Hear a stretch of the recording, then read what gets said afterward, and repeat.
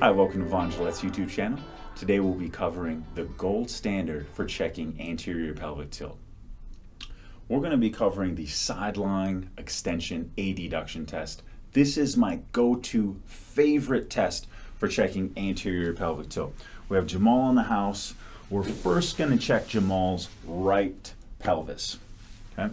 He might have differences from the right versus the left. You need to check both.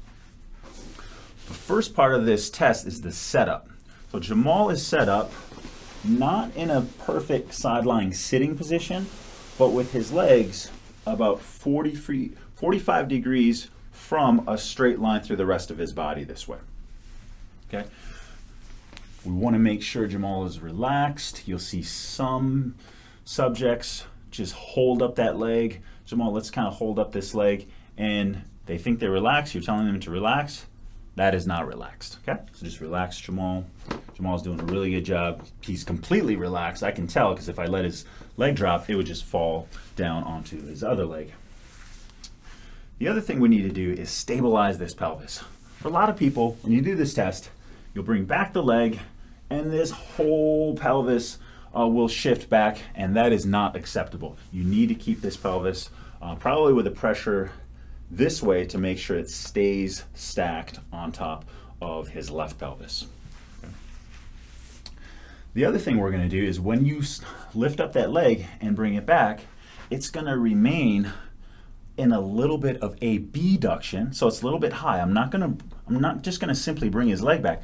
I'm going to lift it up probably about like 10-15 degrees, keep that abducted, and then probably the most important part of this test, I'm looking for tension. I'm looking for excess stiffness, essentially through his hip flexors or his low back, which will be detectable when you bring this leg back, and at the first sign of tension, which for Jamal is about right there, that is a cleared test because he gets to 0 degrees of extension flexion. He gets to be in line with the rest of his body, so he does not have anterior pelvic tilt on his right side.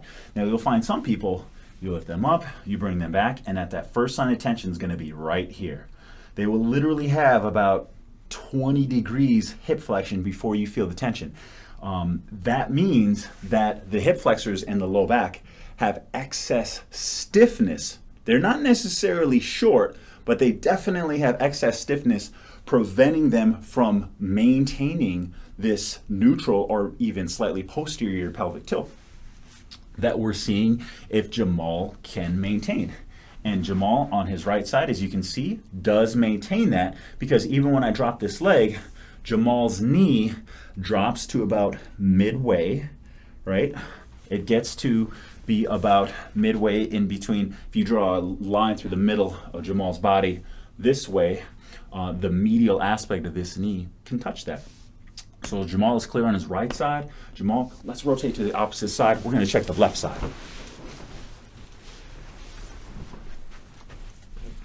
So I've checked Jamal's pelvis before. I kind of know what to expect. We're going to check out the left side because, like I said, it could be different than the right side. I have 90-degree knee bend. I'm stabilizing the pelvis. Jamal is nice and relaxed. I come back. There is no tension. I could probably bring this leg back maybe even a little bit farther. It's dropping nicely, but there is one little thing going on that you may have noticed up here. There is slight extension once I get to 0 degrees in Jamal's low back. That is a sign of a compensation, and that means there is some anterior pelvic tilt going on, because whenever there's extension up here, that means the pelvis is slightly anteriorly rotating this way, which is a sign of anterior pelvic tilt, and Jamal's pelvis is not able to get to 0 degrees and maintain ideal neutral pelvic tilt.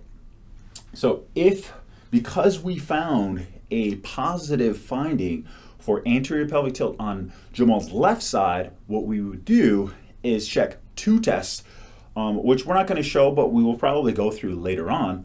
We would check Thomas test for both hip flexors, and then we would do a prone rock test to see if Jamal can flatten out this low back area. We want to rule out any flexibility or tightness issues that will certainly cause excess stiffness to be going on. It could be the cause, but again, right now, what we're really searching for is the tension, which basically means the hip flexors and the low back are more stiff than the abdominals and the hamstrings and the glutes. If you have any questions at all, please comment below. Thank you.